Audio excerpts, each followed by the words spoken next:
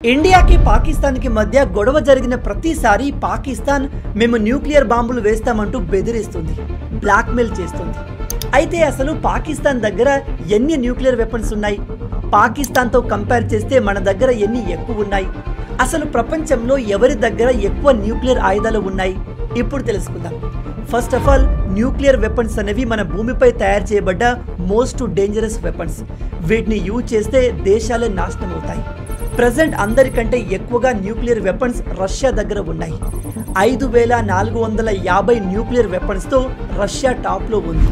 America దగ్గర 5277 ఉన్నాయి. Third ప్లేస్లో చైనా ఉంది, వీళ్ళ దగ్గర 600 న్యూక్లియర్ వెపన్స్ ఉన్నాయి. ఫోర్త్ పొజిషన్లో ఫ్రాన్స్ ఉంది, వీళ్ళ దగ్గర 290 ఉన్నాయి. ఫిఫ్త్ ప్లేస్లో యూకే 225 ఉన్నాయి. ఇక సిక్స్త్ ప్లేస్లో ఉంది మన ఇండియా, మన దగ్గర 180 న్యూక్లియర్ వెపన్స్ ఉన్నాయి. సెవెంత్ ప్లేస్లో ఉంది పాకిస్తాన్, వీళ్ళ దగ్గర 170 ఉన్నాయి. ఎయిత్ ప్లేస్లో ఉంది ఇజ్రాయిల్, వీళ్ళ దగ్గర 90 ఉన్నాయి. నైన్త్ ప్లేస్లో ఉంది నార్త్ కొరియా, వీళ్ళ దగ్గర 50 ఉన్నాయి. నార్త్ కొరియా దగ్గర కేవలం 50 న్యూక్లియర్ వెపన్స్ మాత్రమే ఉన్నాయి. కానీ ఈ 50తోనే వీళ్ళు అమెరికాను ఉచ్చపోయిస్తున్నారు. ఇప్పుడు మీకు డౌట్ రావచ్చు, మన దగ్గర కేవలం 180 మాత్రమే ఎందుకు ఉన్నాయి? వీటి సంఖ్యను పెంచుకోవచ్చు కదా అని. పెంచుకోవచ్చు, దాంతో రెండు ప్రాబ్లమ్స్ ఉన్నాయి. ఒకటి, న్యూక్లియర్ వెపన్స్ని మనం పెంచుకుంటే మిగతా పవర్ఫుల్ కంట్రీస్ మనపైన శాంక్షన్స్ వేసే అవకాశం ఉంది. రెండు, ఈ న్యూక్లియర్ వెపన్స్ని రెగ్యులర్గా మెయింటైన్ చేస్తూ ఉండాలి. దానికోసం బిలియన్స్ ఆఫ్ డాలర్స్ ఖర్చు అవుతాయి. అయినా 180 న్యూక్లియర్ వెపన్స్తో చైనా లాంటి అతిపెద్ద కంట్రీని లేపేయచ్చు. కాబట్టి ఈ సంఖ్య మోర్ దెన్ ఎనఫ్.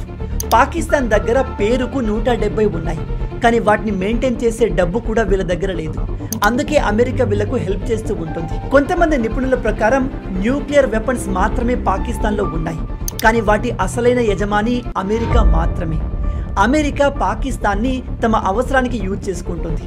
రేపు అమెరికాకి ఆసియాలో ఏదైనా కంట్రీతో యుద్ధం వస్తే ఈ పాకిస్తాన్ని అమెరికా తమ మిలిటరీ బేస్ లాగా యూజ్ చేసుకుంటుంది. ఈ పాకిస్తాన్ చెప్పుకోవడానికి ఒక ఇండిపెండెంట్ కంట్రీ, కానీ నిజానికి ఈ దేశం ఆల్వేస్ ఏదో ఒక దేశం కింద కుక్కలాగా ఉంటుంది. కొన్నిసార్లు అమెరికాకి, ఇంకొన్నిసార్లు చైనాకి. మీలో ఎంతమంది ఈ విషయాన్ని కొత్తగా తెలుసుకుంటున్నారు? ఇలాంటి అమేజింగ్ ఫ్యాక్ట్స్ కోసం లైక్ అండ్ ఫాలో చేయడం మర్చిపోవద్దు.